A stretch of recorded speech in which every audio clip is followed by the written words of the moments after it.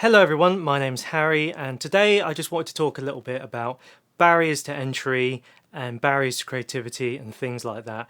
And this is an unscripted kind of ramble, the first video of this type that I'm making. So once you've watched it, let me know what you think. It's literally just me talking off the top of my head about things that interest me. And today in this video, I've been thinking a lot about these invisible brick walls that we hit when we're trying to be creative. When we look at a project we want to achieve, a big project, and all we can see is the finish line, but it's so far away, and we can't really figure out how to get there. It's almost like you're trying to cross a river and you've got these stepping stones, except one stepping stone is missing, so it's just a massive leap to get to the next one. And it just kind of shuts you down. It shuts me down, at least. And I know it must affect other people. Last night I was thinking about a short film that I'm currently putting together. I've already done a script. That was the easy part. I knew what I wanted to achieve, and there's not really much dialogue. So that bit was all done. But also just the filming aspect of it would be pretty simple once I got on with it. And it's just going to be me in it as well. So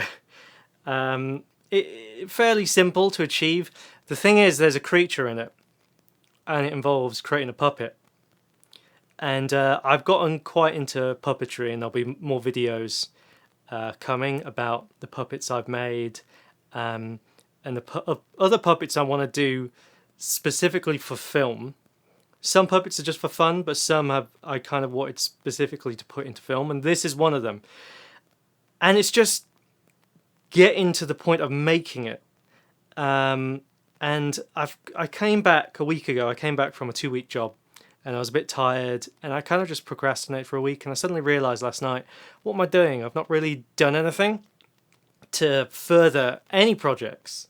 So what I had done is some sketches. I've done some sketches of the creature, which you know what, and I did them really quickly. And this was like last month though. I did them really quickly, and I really liked the way they looked, and I pretty much had decided that's what I was going for. So then the next stage is obviously making it, and that's where I had hit my boundary. I had hit this wall, because it's easy to do a little sketch of something. It's easy to write the script if you know exactly what you want and there's not much dialogue. It's the making aspect which had ground me to a halt.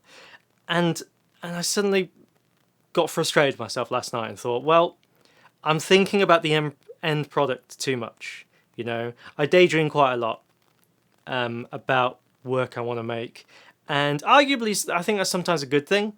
Being able to like fantasize about the thing you want to make, and you imagine it in your head. But you can do too much of that. And the same with things like research about what you want to make. You know, sometimes you can spend too long looking at the materials and things like that, and sometimes you just need to make it. You just need to make it.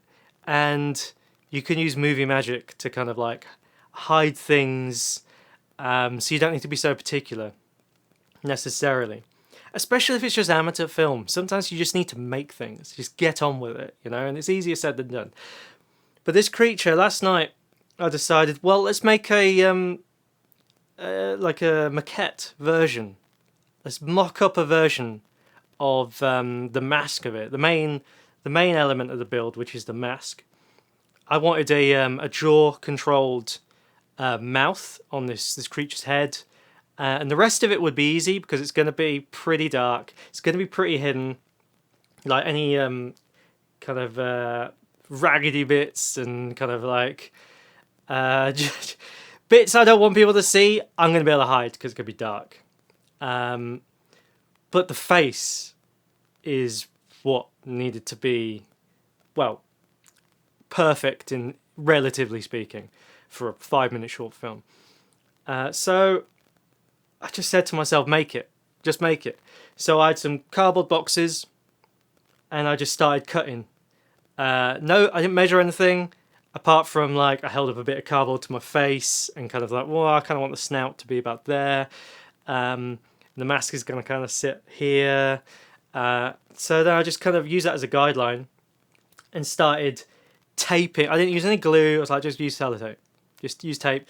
Things are too long. Just kind of trim them as I go. It's fine. It doesn't need to last. And it took me. This is what I did. It took me a couple hours, and I was procrastinating while I did it. I was watching some Netflix or something. But this is terrible. Like on its own, like this is useless in many respects. But this was my next stepping stone. Because now taking something from paper and making it 3D now allowed me to see it, allowed me to visualize it in a whole new way, and just the mechanisms and things like that. As I said, I wanted this to be jaw controlled, but I also didn't want it to be too robotic. So by making this, I suddenly realized, well, what if I made a secondary hinged jaw to it? So we have the primary jaw here, and then another bit which will have teeth on it.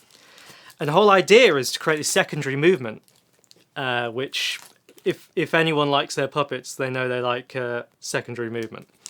So the whole point of this is that an all-in-one mechanism would allow the jaw to begin to open, which would be almost like the lips pulling away from the gums.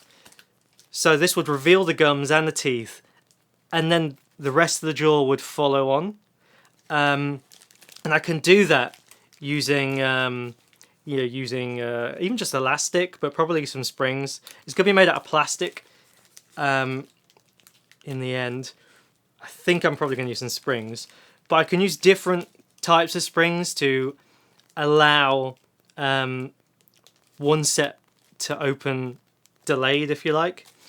So that's the idea, and it gives me a whole a new range of expressions for the creature as well. You know, it can just kind of bare its teeth without opening its jaw.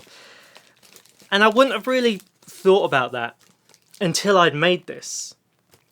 And if I just jumped straight into the making process with the end materials, I would have wasted materials. I probably would have bought the materials and then sat there thinking, what am I doing? How am I supposed to progress? Where am I supposed to start? And the way to start is to think small. It really is to chop things up into bite-sized chunks, which I know is something we've all been taught since we were kids. Kids at school, and it's true. You need to just make things manageable, and it allows you to focus.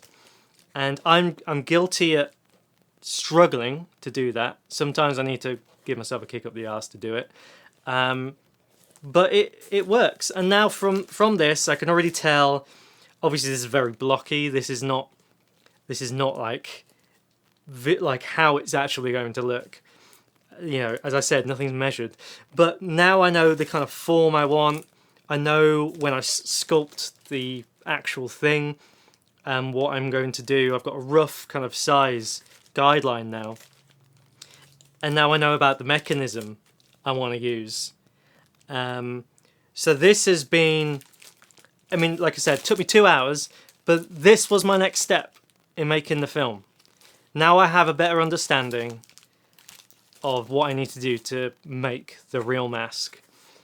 And as I said, the rest of the creature is going to be easy. I already know exactly how I'm going to do that. So sometimes you just need to stop looking at the end. Stop looking at the goalpost and think about that next step. And it sounds so simple. But sometimes we need reminding. Just cardboard, generally. Using cardboard to create some... Obviously, I can't create the real mechanism with this. But, a couple pins, I can hinge bits of cardboard together. It doesn't have to look pretty. It just allows you to visualize things so much more. It's the same with storyboarding, Doing even just for a simple project, You know, you don't have to go overboard with shot lists and things like that, although I have done that with another film which is in the making. But then again, for that project, the shot list allowed me to break it up into a manageable way. But that's for another video. I'll talk about that another time. But yeah, basically, that's the message. It's hard. I know it's hard to. Sometimes you have these crazy ideas and you just want to achieve it. You want it done. You know. And it's hard to kind of decide what to do first. But then sometimes you just got to do it. But when I say you got to do it, you know, you got to do the next step. You got to do, even if it's not contributing to the final project. Like, this isn't going to be in the film, obviously. But now I'm in a much better position. And all it took was a couple hours and some cardboard. So yeah, that's just the ramble. That's the point of this video, basically. I will talk about one other thing actually, which is kind of relevant. When we first went into lockdown, the original lockdown, this is going to be the only time I mention the pandemic on this channel. But you know, I had a lot of spare time. A lot of free time because of my job, which kind of got shut down, which is in events. And basically I wanted to get back into being creative. And the way I managed to do that was to give myself some very simple goals, which was just today you make something. You make something by 5 o'clock, whatever you've made, it's done. It's done. Just leave it, move on to the next thing. And just that kind of and that could just be in like a piece of art, like a short video, go out, film some nature stuff, write a song, just like a short song, things like that. I just did random things like that for about a couple months, every day, and it allowed me to get into this kind of creative mindset again. Which the best thing about the pandemic for me is probably being able to fall back on some creative stuff. So I studied media production. I used to make animation and film and radio drama and things like that. And I knew I kind of wanted to get back into that. And that's how I spent most of my time. So there's lots of projects which I'm going to be putting onto the channel, which I kind of just made for myself. But now I kind of want to do more of it. I want to share what I've already done, talk about it.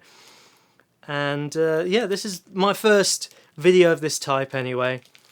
I hope it has been useful if you are currently in a rut, creative rut, because it's probably nothing to do with your creative ability. It will be the fact that you're struggling to focus. You're struggling to break things down into manageable chunks. And yeah, now I've said it, I'm sure you're thinking, well, that's obvious. But you know, sometimes you need telling. So yeah, I'm going to do more videos like this that are more unscripted and it's just me rambling about things, generally creative stuff. If this has been helpful, I hope it has been. Let me know in the comments and I'll probably make some more stuff like this.